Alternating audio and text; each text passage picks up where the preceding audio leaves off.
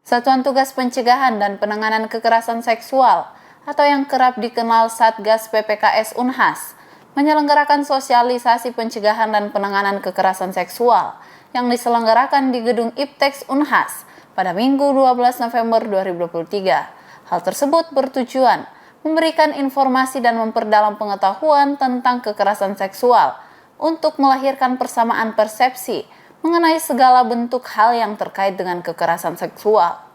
Menurut Peraturan Menteri Pendidikan, Kebudayaan, Riset, dan Teknologi Nomor 30 Tahun 2021 tentang pencegahan dan penanganan kekerasan seksual di lingkungan perguruan tinggi, terdapat 21 jenis kekerasan seksual yang mencakup tindakan yang dilakukan secara verbal, non-fisik, fisik, atau melalui teknologi informasi dan komunikasi. Kegiatan tersebut dihadiri oleh Ketua Satgas PPKS Unhas, Profesor Dr. Farida Patiting SHM dan para anggota Satgas PPKS Unhas. Dalam sambutannya sebagai Ketua Satgas PPKS Unhas sekaligus Wakil Rektor Bidang Sumber Daya Manusia, Alumni dan Sistem Informasi Unhas, Profesor Dr. Farida Patiting SHM dengan tegas menyampaikan komitmen untuk menjaga keamanan dan kesejahteraan di lingkungan kampus. Satgas PPKS Unhas memiliki 11 anggota yang terdiri dari 4 dosen, 2 tenaga kependidikan, dan 5 mahasiswa. Ya baik, Assalamualaikum warahmatullahi wabarakatuh. Hari ini kita melakukan sosialisasi pencegahan dan penanganan kekerasan seksual di lingkungan Universitas Hasanuddin bersama seluruh pimpinan lembaga kemahasiswaan, ya, mulai dari Presiden, BEM, DPM, UKM maupun pimpinan organisasi di tingkat fakultas, ya, atau jurusan atau departemen.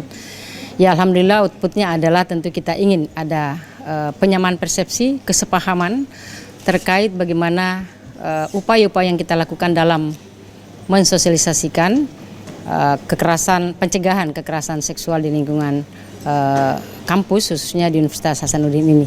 Ya, alhamdulillah Satgas sudah kurang lebih 1 tahun bekerja dan saya kira upaya-upaya yang kita lakukan terus dapat memberikan pemahaman dan penyamaan persepsi terkait dengan apa itu yang dimaksud dengan kekerasan seksual, ya, karena pemahaman sebagian orang yang dimaksud kekerasan seksual itu kalau sudah terjadi sampai pemerkosaan, padahal dalam Permendikbudristek 30/2021 itu di situ ada 21 jenis kekerasan seksual, bahkan yang paling ringan itu adalah dikategorikan sebagai kategori ringan, menatap dengan nuansa sensual itu pun juga termasuk kategori kekerasan seksual. Jadi intinya bagaimana kita saling menghargai dan menghormati seluruh sivitas akademika, ya, dan karena kenapa kekerasan seksual yang terjadi itu lebih banyak karena relasi kuasa.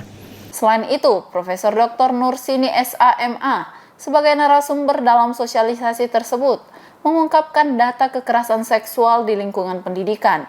KPAI tahun 2018 menunjukkan kasus pelanggaran hak anak pada 2018 didominasi oleh kekerasan di lingkungan pendidikan.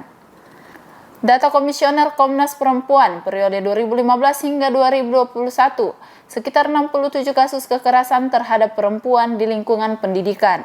Kekerasan yang terjadi di lingkungan pendidikan, yakni kekerasan seksual 87,91%.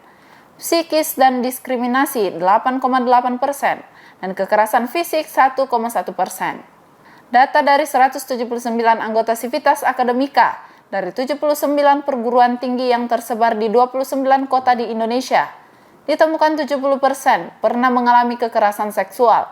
Dari sejumlah kasus yang telah terjadi, sekitar 67% tidak dilaporkan dan umumnya diselesaikan dengan damai. Narasumber kedua yakni Dr. Insinyur Mardiana Etrawati Fakri MS menjelaskan materi tentang budaya akademik bebaskan kampus dari kekerasan seksual. Dalam pemaparan materinya, Dr. Mardiana menyebutkan sasaran pencegahan dan penanganan kekerasan seksual, yakni mahasiswa pendidik, tenaga kependidikan, warga kampus, masyarakat umum yang berinteraksi dengan mahasiswa, pendidik, dan tenaga pendidikan. Kan intinya ini sosialisasi kita berikan kepada BEM ya, BEM, kepala mikro UMKM, dan khususnya mahasiswa yang punya kapasitas di dalam di dalam menginformasikan ke teman-temannya. Oleh sebab itu ini menjadi sangat penting sekali karena dengan melalui BEM semua informasi akan lebih cepat. Ini adalah cara Satgas untuk mempercepat proses tersampainya sosialisasi peraturan menteri ini. Sebenarnya kalau berbicara kunci utamanya ini banyak faktor ya, karena ini bukan hanya berdiri sendiri.